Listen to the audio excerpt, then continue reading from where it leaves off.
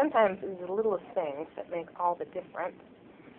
I've recently had my machine serviced. It was skipping stitches, and it is now running better than it has in years, so I'm kind of mad at myself for not having done this a long time ago. Currently, I am assembling the strips of the pants into a larger fabric in a solid fabric piece.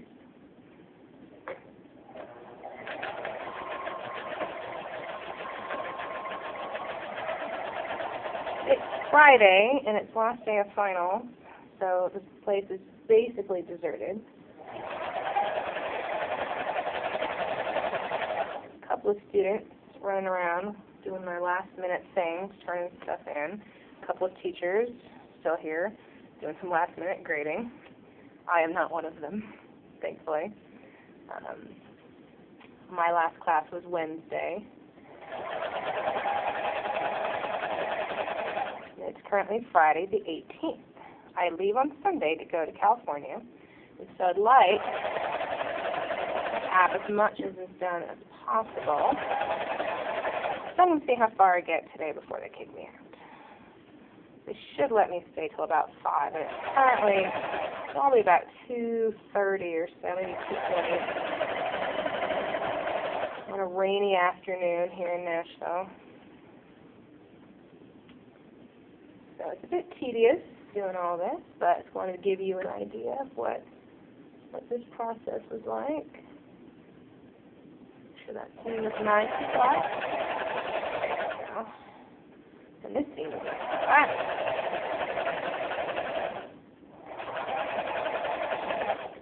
It's actually kind of nice working here. The school has a great vibe. I'm in the upstairs sewing lab, room 230.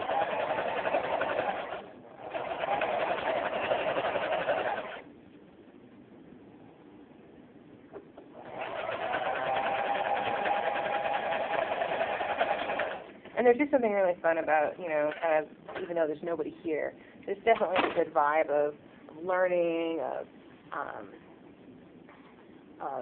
just creativity, people trying their best, people expanding their horizons in terms of their abilities. And that's just kind of a fun environment to work in. It's kind of like the sewing equivalent of working in a coffee shop, I guess.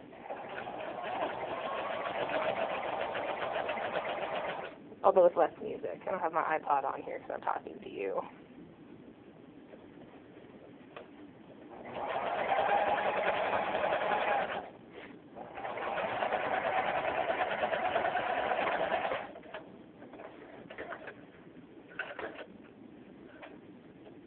Alright, give me 1 second while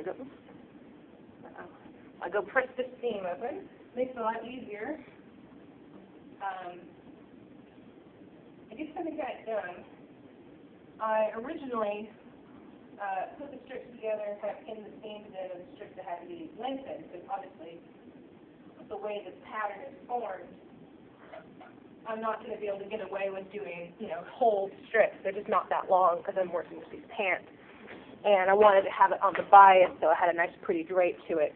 So I didn't want to just have like straight grained strips because I think it would be a little bit too bulky and chunky. And so I'm not going to end up with pieces that are long enough to go from end to end on that pattern, because that pattern is really wide. So the dumb thing I did was I started to assemble the lengthwise strips, and then I kind of happened to stop and put the pieces together that need to be extended. So the next batch I do, I'm going to first sew all these horizontal seams, pushing the pieces together and making the longer strips out of them, and then we will sew them together into a big piece of fabric. And so now I'm working on these long, these sort of vertical strips. All right, the last bit for this part. And you can kind of get an idea of what I'm doing. I think our student who's emptying garbages is going to wonder, who the heck am I talking to in here?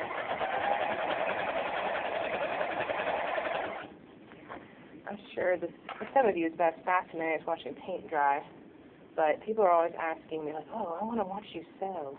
Okay, well, here you go. This is me sewing.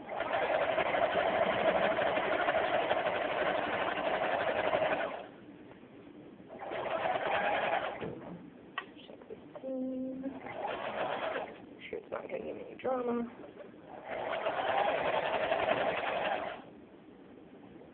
Alrighty.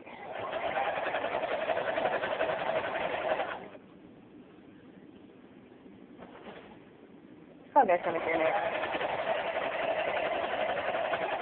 Oop, and I'm stuck on a pin. Hazards of this profession. Stick yourself, cut yourself, burn yourself.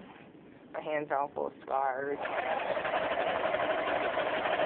Or it could be just me. I'm kind of a flex.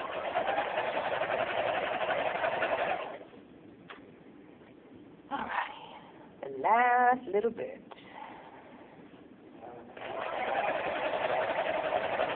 At least for this section.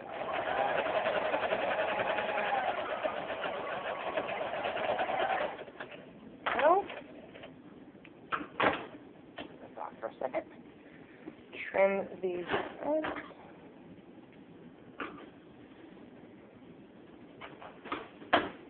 Hello, and I was right.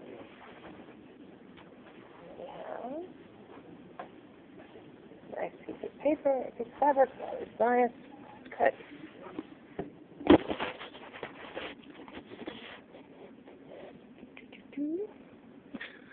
And then my little joins are here and here. Flip it over. And you'll see. It's kind of nice with all the little pinking. Makes a nice finish. Alright, so that's part one. There will be more. Oh yes. And this is for reference. I'm using my Singer Scholastic. I got it a few years ago, very inexpensively at Big Launch. They were doing a special after they had given all the schools theirs. They were selling them for cheap. So there we go.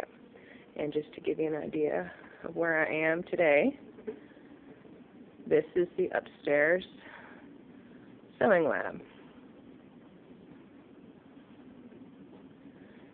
And it's a sort of a dreary day outside.